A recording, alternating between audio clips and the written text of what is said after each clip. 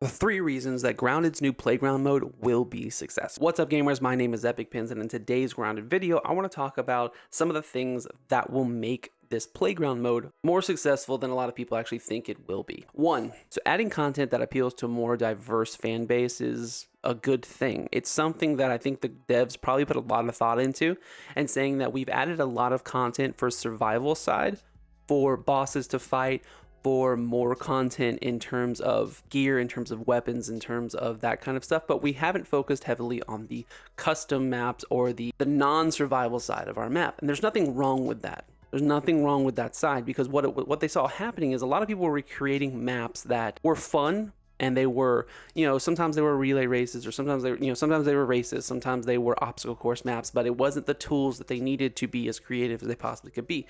So they decided that, hey, there's this whole section of our fan base that loves creating these kind of maps, that loves creating fun, unique, cool things that they would love to share with their friends throughout the community. Now they have those tools. Now we have those things. So I think that's something that we need to focus on, that survivability or survival of this game, or survival side of this game, isn't just the only side of the game, that there is a custom side of this game. I will admit there is more people that probably play the survival side and that probably won't care as much about the customs, but I have a solution for that as well, but I'll talk about that at the end of the video. Number 2, integrating this type of content, the forge style, the custom map style of gameplay into console and PC alike, just opens up an avenue that a lot of games don't go down. You get mods in games, but it's typically only heavily favored on PC players.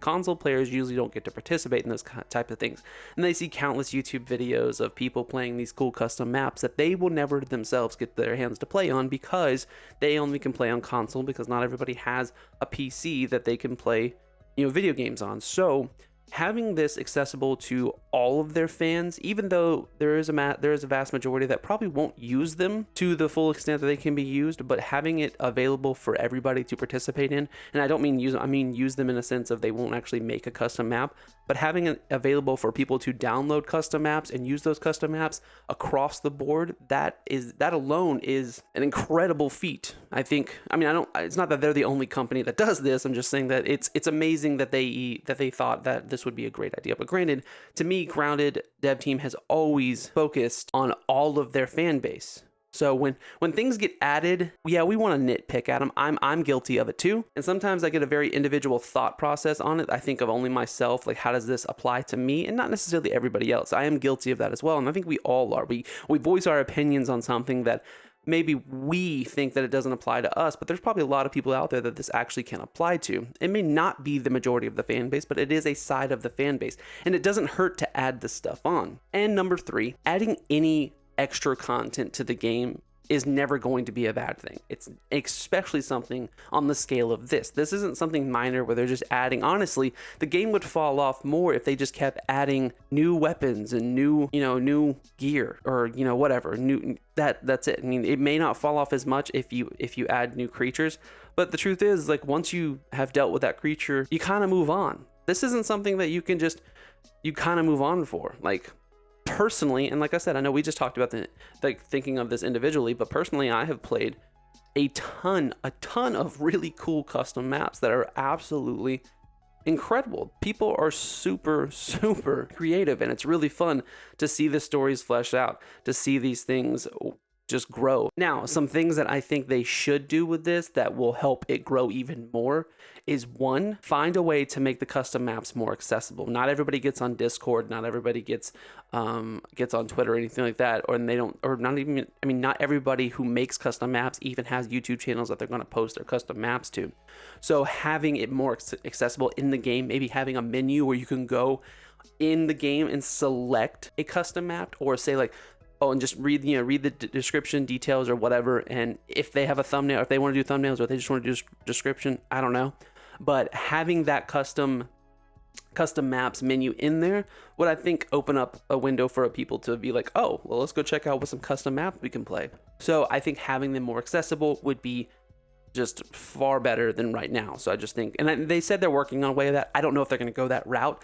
I just think that would be the best course of action. Also, I think if they had a specialized, just a couple groups of people that are some of their creative side, make a custom map here and there every now and again, just to show what the custom maps can do. Because yes, we all are creative, but hey, come on, they're actual game developers. They understand the nuances of how things should work, and they're probably great at storytelling, things like that. So, I mean, not everybody who makes a custom map is great at storytelling. It may not flow just right, but it's still really fun to play. But if they have like a really cool custom map that they add in every time, it's going to feel almost like a DLC in a sense. It'll be very small, obviously. It's not, I'm not saying this is going to be a full fleshed out new DLC, but if they added in content every now and then, and that could, like I said, if they had that custom board or custom menu within the game that they could see a drop down of, and then say, hey, these are created by the devs, these are created by the community, you know, that would be really cool. Because I mean, the devs probably come out with, I would imagine they could come out with better content. Maybe not, maybe the community is better than we think we are, but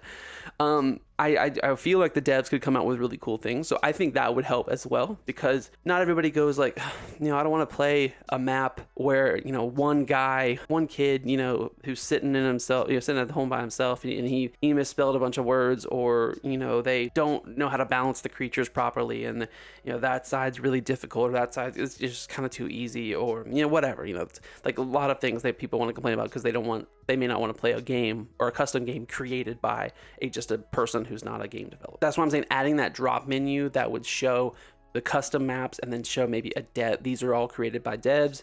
People may gravitate towards that a little bit more, and that would be really cool to see. It would open up a whole new thing for like, okay, I don't really feel like playing the game right now. What's a cool custom map I could jump into and check that out? By all means, am I going to say this is going to be on the levels of Fortnite customs or, you know, Minecraft mods, anything like that? Probably not. No.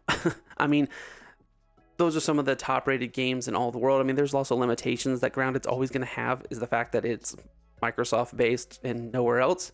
So like, that is always going to hinder Grounded. And don't get me wrong, it's a survival game. That's a very niche side of gaming as well. Not everybody wants to play survival games. Granted, this is more of like I would say like an RPG style survival game, but still survival nonetheless. And not everybody gravitates towards that kind of stuff. And I completely understand that. It's one of my favorite genres, but it's not everybody else's. So I don't discredit anybody who, you know, doesn't want to play this game, because I fully get it. But look, leave in the comments below whether you think that Playground mode will last, whether you think that it was a bad choice towards, you know, for them to make. I don't think so. But once again, these are always opinions. I feel like I need to preference that a lot more now. This is an opinion and it's mine. So, I mean, everybody's got one, you know, the saying. But please give yours below. I love to talk about video games, as long as you're civil and, you know, we can have an honest discussion about it. We may disagree, but that's okay. That's okay. We can always disagree. But hey, leave your comments below. If you guys like this video, please hit that like button. Consider subscribing to the channel. As always, I will gladly catch you in the next one. Peace out.